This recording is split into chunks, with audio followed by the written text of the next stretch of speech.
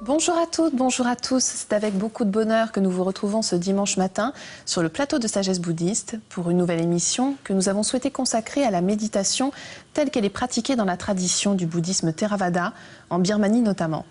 On l'appelle méditation vipassana, ce qui signifie voir les choses telles qu'elles sont réellement. Il s'agit d'une des plus anciennes techniques de méditation de l'Inde, enseignée il y a plus de 2500 ans, comme un remède universel à notre souffrance. Alors pourquoi cette expérience de la méditation est-elle essentielle? Vers quoi nous mène-t-elle? Quelles sont les différentes manières de la pratiquer? C'est ce que je vous propose de découvrir dès à présent avec notre invitée Ariane Annie. Ariane Annie, bonjour. Bonjour. Je rappelle que vous pratiquez le bouddhisme dans la tradition Theravada depuis une trentaine d'années, que vous êtes une disciple du maître Sayadaw U Janaka. Vous vivez en partie en Birmanie, en Suisse, et vous dispensez des retraites de méditation à travers le monde entier, ainsi que des enseignements. Et je précise que vous êtes également traductrice. Merci beaucoup d'être avec nous aujourd'hui. Alors pour commencer cette émission, Vénérable, est-ce que vous pourriez nous expliquer comment vous-même vous envisagez la méditation? Pour moi, la méditation, c'est plutôt une attitude de vie. C'est plutôt une façon de vivre ma vie. Pour moi, la pratique de la méditation, ce n'est pas une activité qu'on pratique seulement dans une place spéciale, comme un monastère ou centre de méditation. Il ne faut pas une posture spéciale, être assis avec les jambes croisées, les yeux fermés. Mais la méditation, c'est quelque chose de plus en général qu'on peut faire partout, n'importe quel temps. Ce n'est donc pas forcément intellectuel, mais plutôt une expérience qu'il est important de vivre soi-même. Hein. Oui, c'est ça. Et quand on prend le mot méditation, ce n'est pas une très bonne traduction. Dans les textes originaux, le mot est bhavana, et bhavana veut dire la culture, le développement, l'entraînement. Et très généralement dit, c'est la cultivation des états mentaux sains qui mènent au bonheur et abandonner les états mentaux malsains qui mènent à la souffrance. Et donc cette définition de méditation souligne le fait que ce n'est pas une activité qui est liée à une certaine place ou à une certaine posture. Et on dit également que la méditation peut être un moyen de s'approcher de la vérité. Vous êtes d'accord avec ça? Oui, c'est vraiment un moyen de s'approcher de la vérité parce que si on fait attention à tout ce qui se passe, soit dans le corps, soit dans le mental, graduellement on arrive à voir les choses plus claires. On arrive à voir la réalité, on ne reste pas sur le plan des concepts ou des idées. Alors, vous-même, vous évoquez deux formes de méditation, donc la concentration et la méditation de la vision intérieure. Alors, commençons, si vous le voulez bien, par la méditation donc, liée à la concentration. De quoi s'agit-il, plus précisément? La méditation de concentration a pour but d'atteindre un niveau de concentration très, très profonde. Et le résultat est un calme de l'esprit qui est accompagné du bonheur, de la tranquillité et de la paix. Mais ce bonheur est temporaire et ce bonheur disparaît le moment dès qu'on sort de cet état de concentration très très profonde. Avec la méditation vipassana, c'est la méditation de la vision intérieure et cette forme de méditation a pour but de voir les choses telles qu'elles sont, c'est-à-dire de plonger dans la réalité, de voir les choses dans leur vraie nature pour arriver à une compréhension juste de nous-mêmes, du monde entier, de l'univers. Et c'est à part de cette compréhension profonde qu'on développe la sagesse. Et ça mène à un état de bonheur qui n'est pas dépendant des personnes ou des endroits ou des possessions matérielles. Mais concrètement, comment la différence entre ces deux formes de méditation se traduit? Concrètement, c'est pour pratiquer la méditation de concentration, on prend un seul objet et on dirige l'esprit, l'attention sur ce objet uniquement pour arriver à une concentration très très profonde, où il n'y a plus de pensées, plus des émotions perturbatrices. Avec la méditation vipassana, c'est différent. On n'a pas seulement un objet, mais pour comprendre la vraie nature de toutes les choses, on doit être conscient de tout ce qu'il passe, soit dans le corps, dans l'esprit. C'est-à-dire, on peut avoir une sensation dans le corps, une douleur, comme objet de méditation, et on essaie de vraiment pénétrer dans cette douleur pour voir ce qu'il est.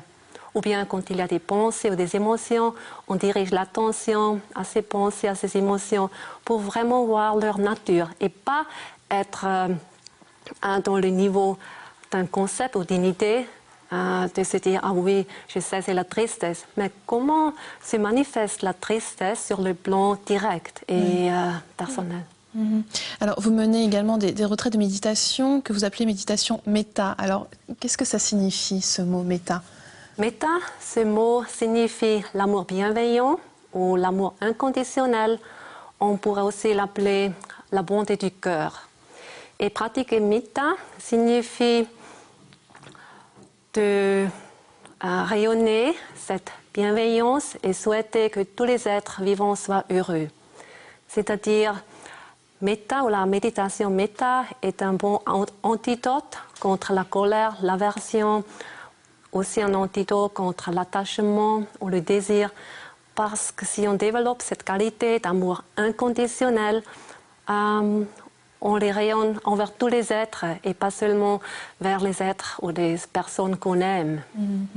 Alors on vient d'évoquer là 3 formes de méditation différentes. Concrètement, comment est-ce que ça se passe, vous, dans la manière d'enseigner? Est-ce que vous enseignez les 3 ou vous en choisissez une? Comment est-ce que vous faites? Quand j'enseigne la méditation, c'est la méditation vipassana, mais c'est en combinaison avec la méditation méta. Et la méditation méta, en fait, est une sorte de méditation concentration, parce qu'on a seulement un objet. Mais à part de concentrer l'esprit, on développe cette qualité de l'amour inconditionnel. Et je trouve que la combinaison des 2 formes de méditation, la méditation méta et vipassana, est très bien pour beaucoup de gens dans le monde. Alors, vous venez de parler des qualités qui peuvent être développées. Quelles sont les principales? Parce que, notamment d'ailleurs dans notre vie quotidienne, on dit que méditer peut beaucoup nous aider. Oui, sur un plan de la vie conditionnelle, la méditation peut aider à être plus tranquille, plus calme. On est plus présent à ce qu'on fait, ce qu'on dit. Mais à part de ça, c'est vraiment la compréhension de la réalité, la compréhension des situations. On voit plus clairement ce qui se passe. On n'est pas emporté par ces émotions, on n'est pas piégé dans des réactions habituelles. Et avec l'amour bienveillant, la méta, on peut être plus aimant, le cœur est plus ouvert, et donc c'est une autre façon de ne pas être piégé par le désir ou l'aversion. Alors, on l'a dit, Vénérable, vous dispensez des enseignements à travers le monde entier. Est-ce que vous adaptez ces sessions de méditation en fonction des pays et peut-être des gens qui viennent vous voir? Normalement, pas nécessairement, parce que la nature de l'esprit humain est la même à travers le monde. Les gens ont les mêmes problèmes, les mêmes difficultés. Donc, c'est une forme de méditation qui marche autour du monde. Et quels peuvent être les obstacles principaux qui surgissent lorsque ces personnes commencent à méditer? Un des obstacles les plus fréquents, c'est l'inquiétude, parce que l'esprit est tellement inquiète, beaucoup de pensées, des émotions perturbatrices. Et donc, il faut dire aux gens qu'il faut être patient, parce que les gens veulent des résultats immédiats. Mais la pratique de la méditation prend du temps, c'est un travail dur, parce que les réactions habituelles sont enracinées dans l'esprit et donc il faut du temps pour les changer. Ça ne fait pas dans 2 jours ou dans une semaine. Oui. Puis j'imagine également qu'il faut apprendre à délaisser notre ego, abandonner cette saisie. Oui, ça c'est aussi un problème parce que les gens sont très identifiés avec leurs idées ou avec le corps et donc laisser diminuer l'ego, laisser ça c'est un travail dur. Et alors, quels conseils vous donnez concrètement à ces gens qui viennent vous voir pour essayer justement de méditer au quotidien? Est-ce qu'il y a des petits exercices que vous leur donnez? Généralement, je dis qu'ils peuvent essayer d'être vraiment présents de ce qu'ils font pendant la journée, d'être attentifs à ce qu'ils disent. Mais naturellement, c'est difficile d'être attentif toute la journée et les gens se perdent dans leurs habitudes. Mais comme un petit exercice, je dis qu'ils peuvent choisir une petite activité chaque jour pour être vraiment conscients de ce qu'ils font. Par exemple, brosser les dents. Pour ces 2 ou 3 minutes de brosser des dents, d'être vraiment conscient, aller au mouvement, aux sensations et pas être perdu dans les pensées, pas être emporté par des émotions. Et s'ils font ça pour une semaine, ça apporte des bienfaits et puis ils pourraient choisir une autre activité, qu'ils font une activité assez consciente pendant la journée. Et dans cette façon, l'état d'être vraiment conscient agrandit pendant les jours et donc ça aide dans la journée. Et est-ce que vous pensez que c'est plus difficile de méditer en Occident qu'en Asie, par exemple, en Birmanie? Vous qui vivez dans ces 2 endroits, comment est-ce que vous ressentez les choses? C'est plus difficile ici en Occident parce que les gens font des retraites assez courtes. Oui. Un week-end, une semaine, parce qu'en Birmanie, les gens pratiquent la méditation pour 1 mois ou pour 3 mois. Oui. Donc ça approfondit leur pratique. Alors, ce que vous me disiez aussi en préparant l'émission, c'est que ce qui est intéressant, c'est qu'il y a une évolution des mentalités face à la méditation. C'est-à-dire que maintenant, les gens viennent beaucoup plus volontiers vous voir.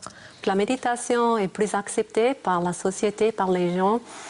Et maintenant, ce n'est plus tellement seulement pour apaiser l'esprit, mais c'est vraiment l'intérêt pour atteindre une compréhension plus profonde de la réalité.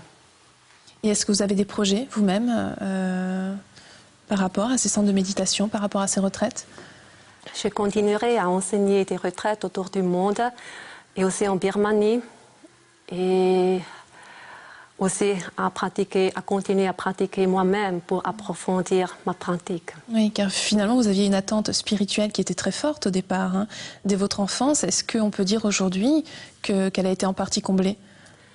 Oui, mon attente spirituelle était très forte et je peux dire qu'elle n'était pas seulement satisfaite, mais que c'est un grand enrichissement que je ne croyais pas être possible. Et c'était une ouverture du cœur beaucoup plus grande que je pensais, ou une compréhension de la vérité, ou une compréhension de l'esprit, de la nature de l'esprit, qui est plus profonde que je pouvais imaginer.